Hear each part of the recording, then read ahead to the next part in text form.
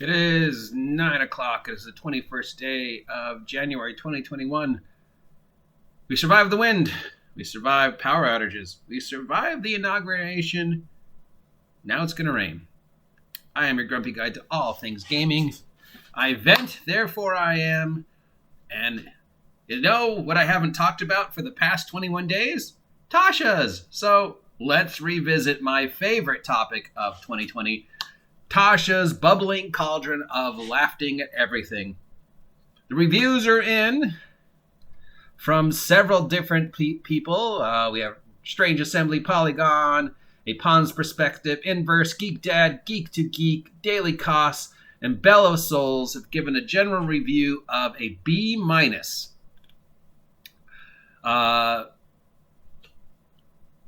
Making it a recommended supplement for D&D 5e. Definitely a player-centric book. Lots of splat, lots of min-maxing, lots of things. Great source resource, blah, blah, blah. But of course, the big complaint is it's not diverse enough, or it doesn't break the game enough. I wanted more diversity. I wanted more abilities to break the game. So here's the question that I pose to people, and I pose to my fellow OSR D&Ders who have been around long enough to see how this is, previous versions of this phenomenon, Unscripted and Unchained, and Blanco, and my fellow guys like that. Are there now two versions of 5th edition? Does Tasha's, everything post-Tasha's, make 5th edition a separate game than everything pre-Tasha? It's like, can I play a 5th edition game now if I don't own Tasha's? Because it's, we want, one of the big things is the rule changes and the racial changes and how spell changes and abilities.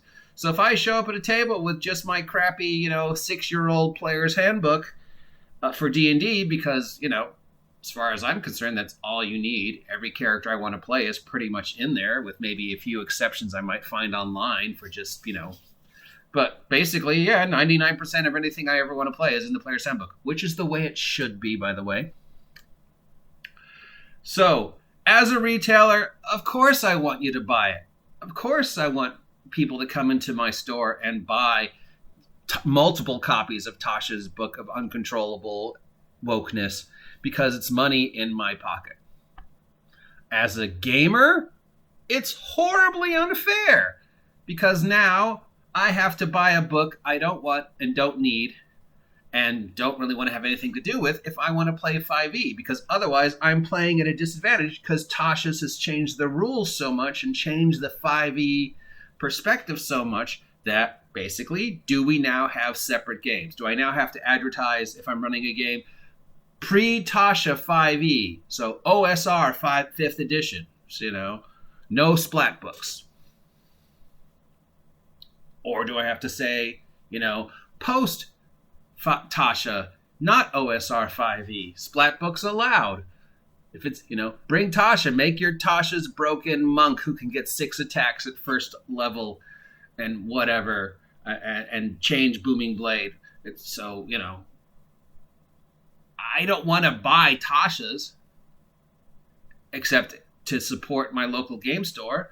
But now I feel like if I ever want to play or run 5e again, I have to, which is just totally unfair. From a retail point of view, it's brilliant. It's nothing we haven't seen before. We've seen this in every other edition of Dungeons & Dragons and several other games. Let's release a book that changes the paradigm of the game so much that basically now we have two separate games. We have 5e, 4e, 3e, 2e, 1e, champions, GURPS, whatever, before this book, and we have 5e, 4e, 3e, 2e, mutants and masterminds, powered by the apocalypse, GURPS, champions, cyberpunk, after this book. There's two separate entities. There's two separate games. We've created two multiverses. This multiverse that exists before Tasha's, and this multiverse that exists after Tasha's. So if you show up, if Endgame, my local game store, or Cess Games and Enemy, my local game store, ever started doing regular D&D groups again, I would have to know ahead of time, hey, are you guys okay if I don't use Tasha's?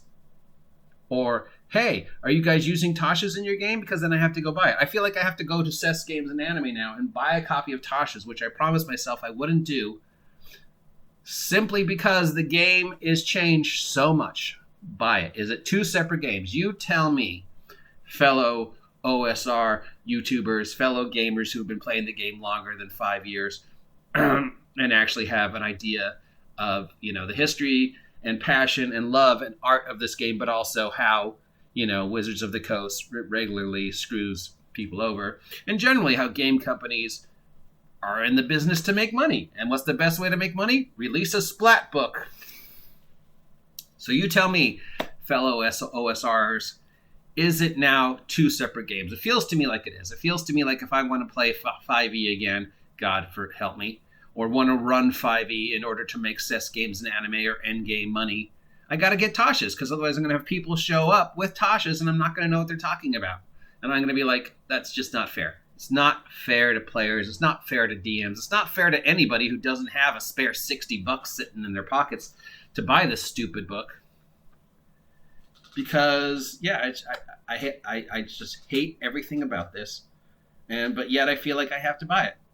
Should I ever start playing 5e again, because you've changed the rules so much? Or I have to find people who are like me, or like, I'm happy playing it without Tasha's. Let's just fucking play with a blank piece of paper and a couple dice and see what happens. Fuck you, Wizards of the Coast. All right, so the general review is B-, B+. How much did these guys get paid? I'm sure all these guys got free copies of it, so they sort of have to say nice things about this. It's interesting that these are the same people who are like now saying, oh, this is a B- game, who are like, a few weeks ago were complaining because Tasha's wasn't diverse enough, and complaining because it didn't break the game enough, and complaining because it didn't do exactly what Wizards of the Coast said it was going to do. Jesus fucking Christ. They said for a year what they were going to do. They released sneak peeks for 3-4 months, showing you exactly what you could expect. And then Tasha's came out, and people are like, it's not what you promised. And they're like, no, it's exactly what we promised. I mean, I hate to support, Wizards of the Coast in that way, but Tasha's is exactly what they said it is. So the fact that you're still complaining about it. But apparently enough people have said vaguely good things about it. It changes the paradigm. I give it a B-. And so, two separate universes. D&D before Tasha, D&D after Tasha. Do I have to buy Tasha's if I want to keep playing 5th edition? Or do I have to find a group of people who don't care? Or do I just really have to fight and struggle to convince people in this 5e town that there are games better than 5e? You tell me. We've hit 300, which means I have to do something crazy. If you haven't had a chance to subscribe yet, please subscribe. Help me hit 500 subs by August 4th. The eventual goal is 1,000. At 1,000 subs, I will get a tattoo, as promised. Until next time, I am your grumpy guide to all things gaming. I'll stop gaming when I can stop complaining. I'll talk to you later.